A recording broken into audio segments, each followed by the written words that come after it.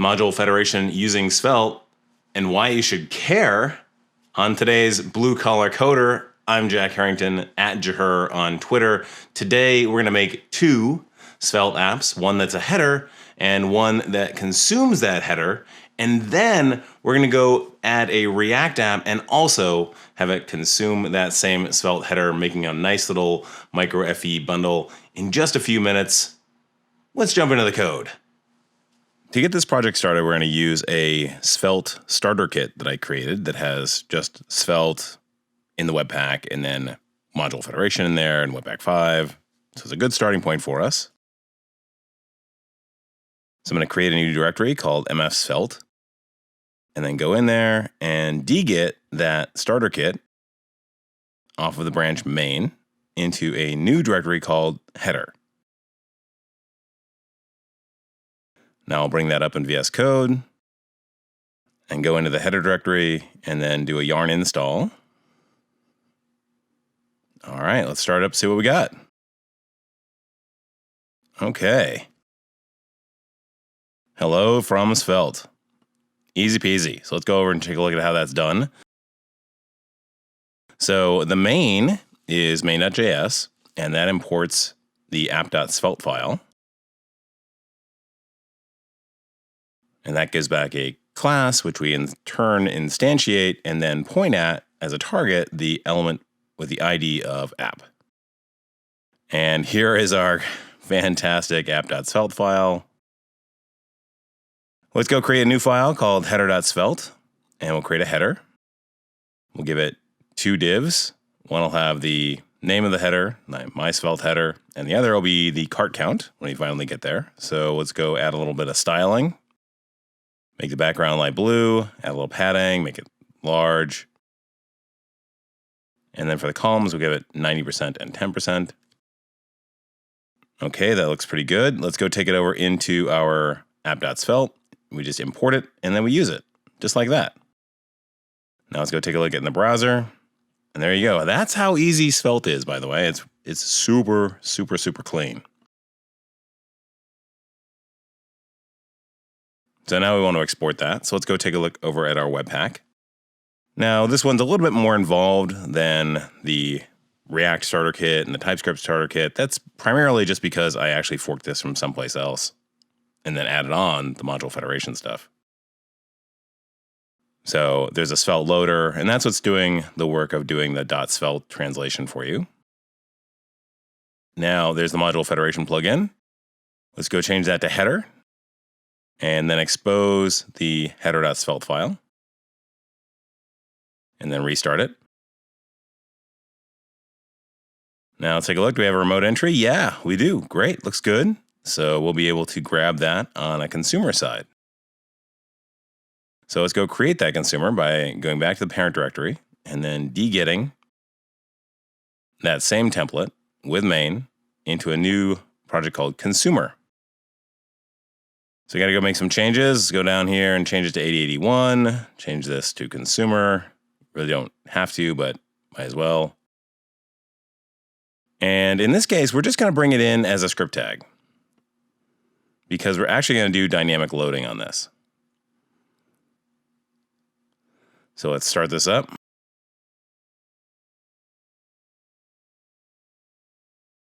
All right, now we have a new server on 8081. Looks good. Same hello from Svelte, but let's go change the text so we can distinguish between the two. Yep, looks good. So now the next thing we want to do is load in that header. So I'm going to go take a look at what's on Windows. So there's going to be a window.header, and that's brought in by that remote entry. So let's go see what that looks like. All right, so that's going to be an object, and it's got git and init in it. So I'm going to go see what calling git does on ./header. Okay, that gives us back a promise. Excellent. So let's go run that promise and see what we get back for the data. All right, that data's got this Webpack require thing in it, which is another function. So let's call that function. See what we get back. Ooh, we got a module. Cool. And it's got a default in it, just like we thought. Great. So let's take a look at that default. And it's our svelte class. Very cool. Okay, that's our header svelte class. So now I'm going to take that default and set it to header. And then use exactly the same new as before, new header, but now we don't want to launch it on app, right? We want to have its own div. So let's head over to the index.html, create a new div for header, and then use that element ID. Hey, look at that. That is so cool. That is really fast. Let's go make sure that that actually works. Let's go back over to our header, make a change, call it header 2. All right, that looks great on 8080. And if I refresh 8081, I get the change right away. Excellent. Okay, well, now that we've got two Svelte apps talking together, let's go see if we can get React to play this game. So let's go back over to my GitHub repos and grab the starter kit for React. And we'll use that same npx dgit trick. And we'll call this one React Consumer. And let's close up a bunch of stuff so we can kind of see it. Still running though. So let's go to React Consumer, change out that port number to 8082. And we'll change this again to Consumer. And now we'll jump into that directory, do a yarn install,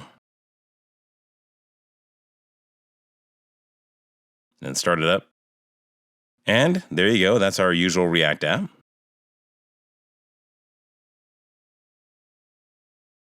So let's go hack on the HTML file first, add that header tag, and then go back and grab that script tag.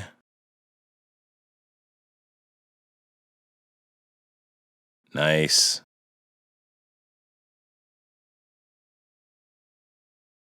And then let's go grab the code that launches the header and drop that into app.jsx.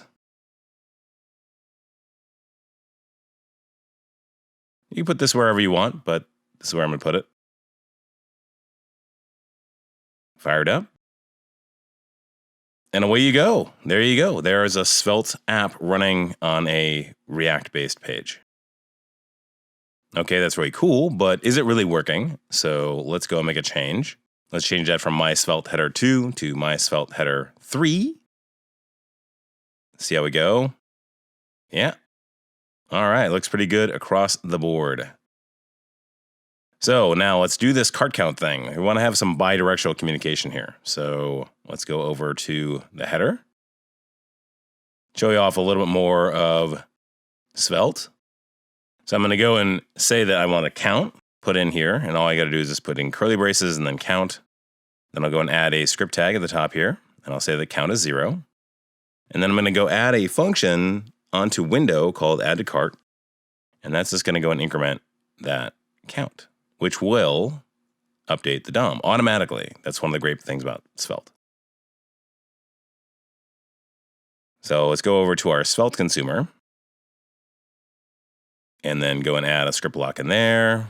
We'll give ourselves a little callback called onClick that calls that add to cart. And add in there on::click, which is how you handle events in Svelte. And just point it at that function. All right, let's try this out. All right, great. Works right off the bat. Awesome. So now we've got any consumer of that header being able to talk through to that header through that window.add-to-cart function. Let's go see if we can do that in React. Bet you dollars to donuts we can. So let's bring up app.jsx. Go and wrap this all in a div. And then bring in a new button called add to cart, obviously on React. And then go and add an onClick handler here and call that add to cart function. Let's take a look. Excellent. Works right away. All right, well, that's pretty cool, but I promised why you should care. Well, if you're a React programmer and you're looking for a really clean, small header, Svelte might be the right way to go. You should go and check out this project and have a look for yourself. That Svelte header turns out to be just a few K, so it genuinely is really Svelte. Some cool new things in the world of Blue Collar Coder. We've got a new newsletter, which gives you access to these videos a day early. So jump on into the description, click on the newsletter link, sign on up. It's free. You'll get some JavaScript tips. You'll get some links to interesting resources. You'll get these videos. It's really a fun thing. Jump on in. Can't wait to see you there. In the meantime, if you like this video, be sure to hit that like button. If you have any comments or questions, drop those in the comments section down below. If you really like this video, of course, hit that subscribe button and click on that bell and you'll be notified anytime a new one of these videos comes out. And in the meantime, be happy, be healthy, and be safe.